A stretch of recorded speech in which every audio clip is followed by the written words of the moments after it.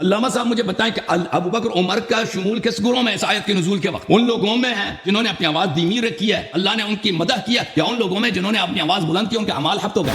حضور علیہ السلام کی آواز مبارک پر یہ اپنی آواز کو بلند کرتے تھے، یہ قبیلہ بنی تمیم والے۔ تفسیر قمی سے انہوں نے جو عبارت نقل کیا ہے، انہوں نے اس میں خیانت کی ہے، اس میں سے اپنے سے لقمے ڈال دیے ہیں۔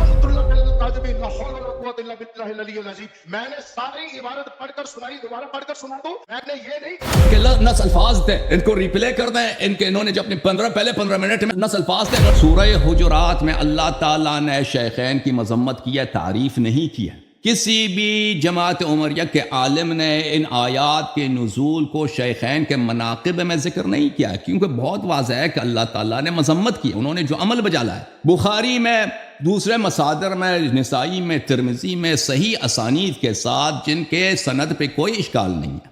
سنہ 9 ہجری میں وفد بنی تمیم آتا ہے رسول اللہ صلی اللہ علیہ وسلم کے پاس، اور رسول اللہ صلی اللہ علیہ وآلہ وسلم نے ابو بکر سے نہ انہوں نے کوئی مشورہ طلب کیا، نہ عمر سے کوئی مشورہ طلب کیا۔ یہ حکم چلاتے ہیں کہ فلان شخص کو تم نے امیر بنانا ہے، فلان شخص کو تم نے امیر بنانا ہے، اور یہ اپنی آواز بلند کرتے ہیں، چلاتے ہیں ایک دوسرے پہ، یہ اماری کرتے ہیں، اختلاف کرتے ہیں اور چلاتے ہیں۔ تو اللہ تعالیٰ کی جانب سے آیات نازل ہوتی ہیں، کچھ لوگوں کو اللہ تعریف کرتا ہے، کچھ لوگوں کی مذمت کرتا ہے۔ ابو بکر اور عمر کا شمار مذمومین میں ہے، ممدوحین میں نہیں ہے۔ شیخین نے آواز بلند کی ہے رسول اللہ صلی اللہ علیہ وسلم کے دربار میں، ان کو پتا تھا کہ آواز بلند نہیں کرنا ہے، ان کو پتا ہے کہ آواز بلند کرنا ترک احترام ہے، اور ترک احترام رسول صلی اللہ علیہ وآلہ وسلم کفر ہے کہ نہیں ہے؟ بے ادبی کرنا رسول صلی اللہ علیہ وسلم کے بارگاہ میں، اس میں تو مسلمانوں کا اجماع ہے کہ کفر ہے۔ علامہ صاحب مجھے بتائیں کہ ابو بکر عمر کا شمول کس گروہ میں اس آیت کے نزول کے وقت؟ ان لوگوں میں ہیں جنہوں نے اپنی آواز دھیمی رکھی ہے، اللہ نے ان کی مدح کیا، یا ان لوگوں میں جنہوں نے اپنی آواز بلند کی، ان کے اعمال حبط ہو گئے؟ یہ میرے سامنے تفسیر قمی پڑی ہے، اس کا صفحہ نمبر 656 ہے۔ یہ کہتا ہے کہ اس میں اختلاف نہیں ہے۔ یہ دیکھو، یہ سب سے پہلے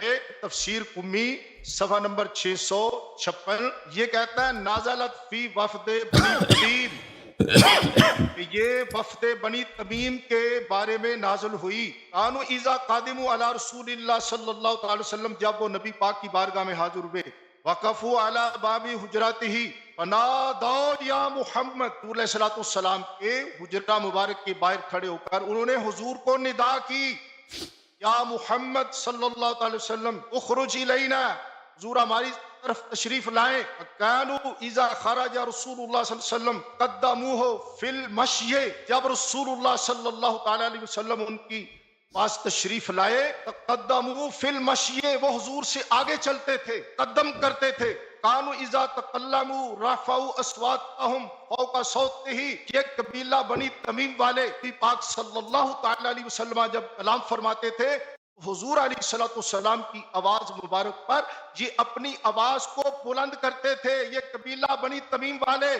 آپ کا قمی والا کہتا ہے انہوں نے نبی پاک علیہ السلام پر تقدم بھی کیا، نبی پاک علیہ السلام پر آواز بھی بلند کی، اور نبی پاک علیہ السلام کے حجرہ مبارک کے باہر کھڑے ہو کر انہوں نے زور زور سے حضور کو ندائیں بھی کی۔ تو یہ آیات اللہ نے بنی تمیم کے بارے میں نازل کی ہے، شیخین کے بارے میں نازل نہیں کی۔ بسم اللہ الرحمن الرحیم۔ محترم ناظرین، آپ نے غلام مصطفیٰ نوری صاحب کا بیان آپ نے سن لیا۔ انہوں نے ادعا کیا ہے کہ یہ آیات شیعہ کتب میں موجود ہے کہ ابو بکر اور عمر کے متعلق نازل نہیں ہوئے، بلکہ کسی اور واقعے میں نازل ہوئے۔ انہوں نے یہ ادعا کیا، اور یہ ان کی بہت بڑی جھوٹ ہے۔ کسی شیعہ کتاب میں کوئی ایسی بات نہیں ہے کہ یہ ابو بکر عمر کے متعلق نازل نہیں ہوئے۔ تفسیر قمی سے انہوں نے جو عبارت نقل کی ہے، انہوں نے اس میں خیانت کی ہے، اس میں سے اپنے سے لقمے ڈال دیے ہیں کہ اس میں یہ عبارت انہوں نے داخل کی کہ ابو بکر عمر کے متعلق نازل نہیں ہوئے۔ کہتا ہے جی کہ میں نے وہ تفسیر قمی میں الفاظ اپنی طرف سے داخل کیا، لعنت اللہ علی الکاذبین، لا حول ولا قوت الا باللہ العلی العظیم۔ میں نے ساری عبارت پڑھ کر سنائی، دوبارہ پڑھ کر سنا دوں؟ میں نے یہ نہیں کہا، میں نے یہ نہیں کہا، میں نے یہ نہیں کہا۔ پھر انہوں نے مجھ پہ تہمت ڈالا ہے۔ بھائی میں نے کہا تھا کہ انہوں نے کہا تھا کہ تفسیر قمی میں لکھا ہے کہ ابو بکر عمر کے متعلق نازل نہیں ہوئی۔ ان کے نص الفاظ تھے، ان کو ریپلے کر دیں۔ انہوں نے جو اپنے پہلے 15 منٹ میں انہوں نے ایک اس کے نص الفاظ تھے، انہوں نے کہا تھا کہ تفسیر قمی کے ترجمہ کرتے ہیں، انہوں نے کہا تھا یہ ابو بکر عمر کے متعلق نازل نہیں ہوئے۔ قمی والا کہتا ہے انہوں نے نبی پاک علیہ السلام پر تقدم بھی کیا، نبی پاک علیہ السلام پر آواز بھی بلند کی، اور نبی پاک علیہ السلام کے हुजरा मुबारक के बाहर खड़े होकर उन्होंने जोर जोर से हुजूर को निदाएं भी की।